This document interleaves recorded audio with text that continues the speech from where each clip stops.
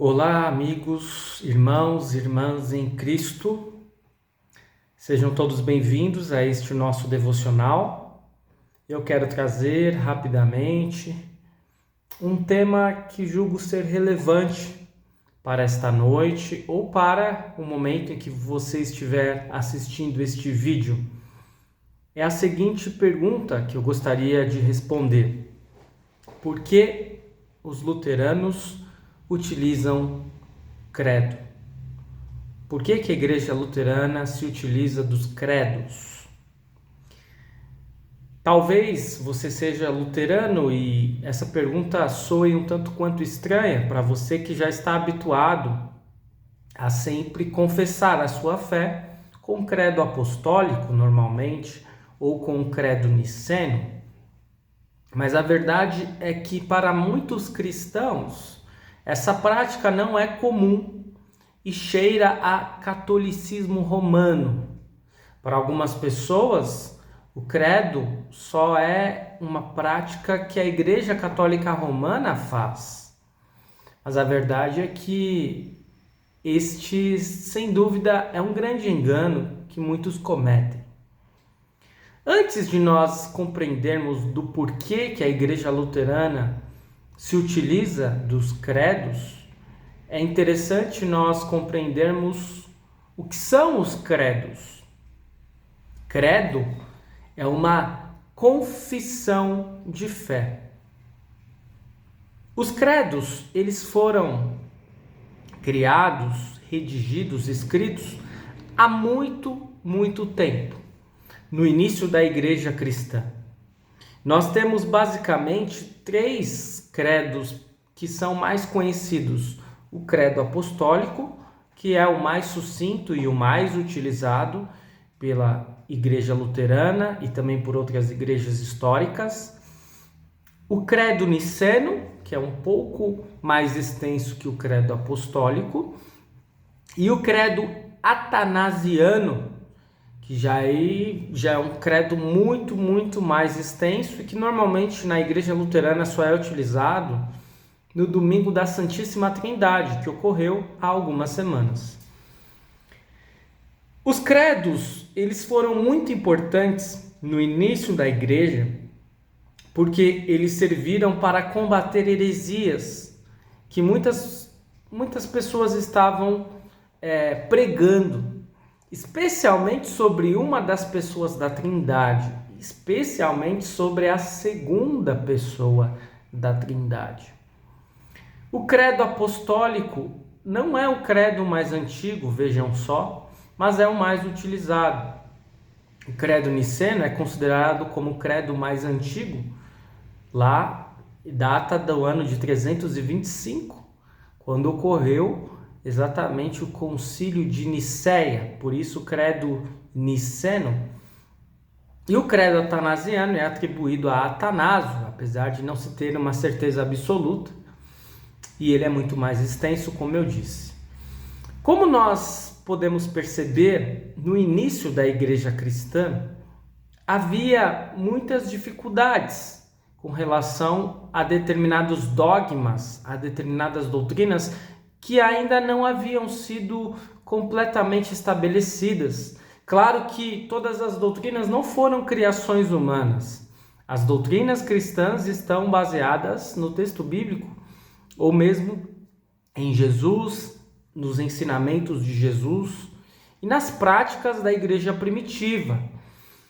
Por outro lado, havia sempre algumas dúvidas acerca das pessoas da Trindade, havia dúvidas acerca de onde procedia o Espírito Santo, se apenas do Pai, se do Pai e do Filho. Havia dúvidas sobre as naturezas de Cristo, sobre quem era Cristo. E claro que a Bíblia, ela nos esclarece muito bem todas essas dúvidas. E o diferencial dos credos é que os credos foram documentos que traziam um resumo daquilo que nós de fato devemos crer como a verdadeira fé cristã, sem nenhum elemento herético, sem nenhuma criação humana, apenas divina, tendo em conta que nós cremos que a Bíblia é a palavra de Deus. Portanto, por que a Igreja Luterana se utiliza do credo? Porque são documentos históricos que trazem o fundamento, a essência do que é a fé cristã. Eu posso confessar a minha fé com as minhas próprias palavras, pastor? Talvez alguém perguntasse. Sim, é possível nós confessarmos a nossa fé com as nossas próprias palavras. Mas quando nós nos juntamos no culto e confessamos a fé com o credo apostólico, ou com o credo niceno, ou com o credo atanasiano, no domingo da Santíssima Trindade, nós estamos nos juntando com toda a igreja cristã, não apenas da nossa época, do nosso tempo, mas de todas as eras, que creem em um único Deus, no verdadeiro Deus, no Deus triuno. E assim nós estamos unidos como igreja, como corpo de Cristo. Percebam que os credos, eles se dividem basicamente em 3 artigos. O primeiro artigo vai falar de Deus o Pai, o segundo artigo vai falar de Deus o Filho, Jesus, e o terceiro artigo de Deus o Espírito Santo. Especialmente o credo apostólico e o credo niceno. O credo atanasiano vai ter uma divisão um pouco diferenciada, até pela sua extensão. Agora, tomando por base exatamente o credo apostólico, nós percebemos que o credo apostólico, ele nos traz também os estados de Cristo. Ele nos traz o estado de humilhação de Cristo e ele nos traz o estado de exaltação de Cristo. Então, quando nós lemos ou quando nós confessamos de cor, creio em Deus Pai Todo-Poderoso, Criador do céu e da terra. Aqui foi o primeiro artigo. E assim nós estamos confessando que Deus o Pai é o Criador de céus e terra. E aí nós começamos a confessar o segundo artigo. E em Jesus Cristo, seu único Filho, nosso Senhor, o qual foi concebido pelo Espírito Santo. Aqui nós já temos um estado de humilhação de Cristo. Ele é Deus, mas ele cumpriu com a sua missão sendo concebido pelo Espírito Santo, nascendo da Virgem Maria. E aí padeceu sob Pôncio Pilatos, foi crucificado, morto e sepultado. Até aqui nós temos os estados de humilhação de Cristo.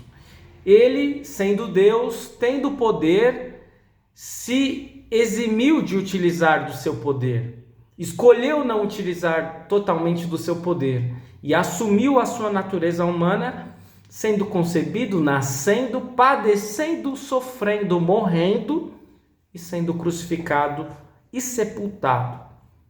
E tudo isso nós percebemos que Jesus fez por mim, por você, por todo mundo, por amor a cada um de nós.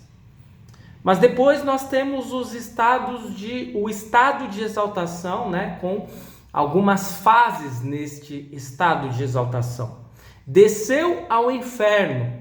Ao contrário do que muitos podem imaginar, a descida de Cristo ao inferno não está no estado de humilhação, mas no estado de exaltação. Porque lá no inferno, Jesus vai declarar a sua vitória para o diabo e para todas as hostes infernais. No terceiro dia, ressuscitou dos mortos, subiu aos céus e está sentado à direita de Deus Pai Todo-Poderoso, de onde há de vir a julgar os vivos e os mortos. E aí, todas essas fases estão presentes na exaltação de Cristo.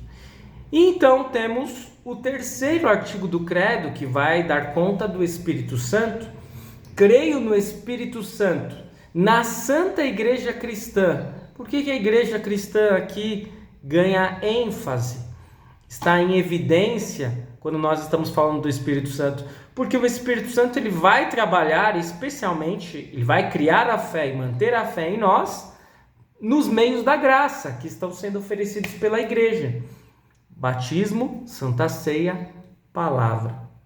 Então, creio no Espírito Santo, na Santa Igreja Cristã, a comunhão dos santos, que é a totalidade de todos aqueles que creem em Cristo, na remissão dos pecados, ou seja, no perdão dos pecados, na ressurreição da carne e na vida eterna. Amém. São palavras magníficas, simples, breves, mas que expressam exatamente o fundamento, a essência da fé cristã. Por isso que é tão importante confessarmos a nossa fé com essas palavras que não são nossas, são palavras da igreja, são palavras de cristãos de todos os tempos, de todas as épocas. Poderíamos dizer que, apesar delas não estarem na Bíblia, são palavras divinas, pois expressam exatamente o que é a fé cristã.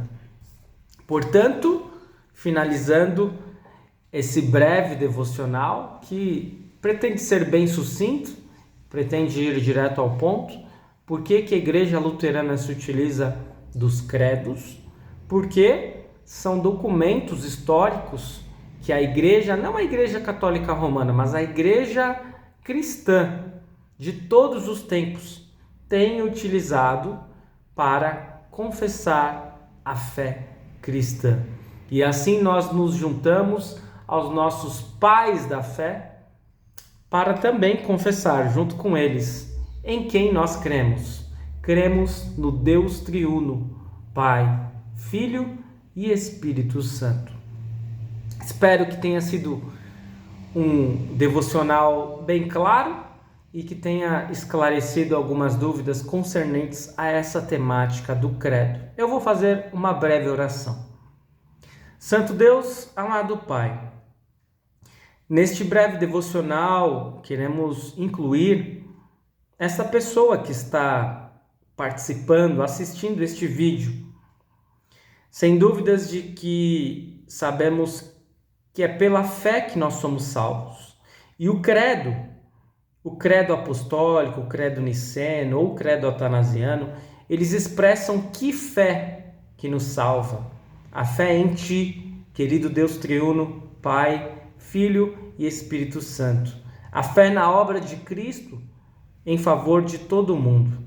A fé que é criada pelo Espírito Santo em nosso coração, em nosso ser, e que é mantida por Ele por intermédio dos meios da graça. Fortalece-nos, Senhor, nessa fé, e que nós sempre possamos confessá-la, se utilizando dos credos e também testemunhar essa fé que nos salva às pessoas que estão ao nosso redor.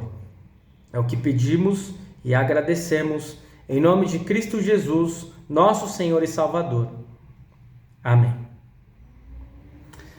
Muito bem, que você possa ter uma abençoada noite, um abençoado dia, um abençoado final de semana e que você possa continuar confessando a sua fé quando estiver nos cultos, por meio dos credos, ou mesmo em casa, em seus devocionais pessoais. É sempre importante sabermos em quem nós cremos e em tudo que Deus faz por cada um de nós. Grande abraço, fique com Deus, até a próxima.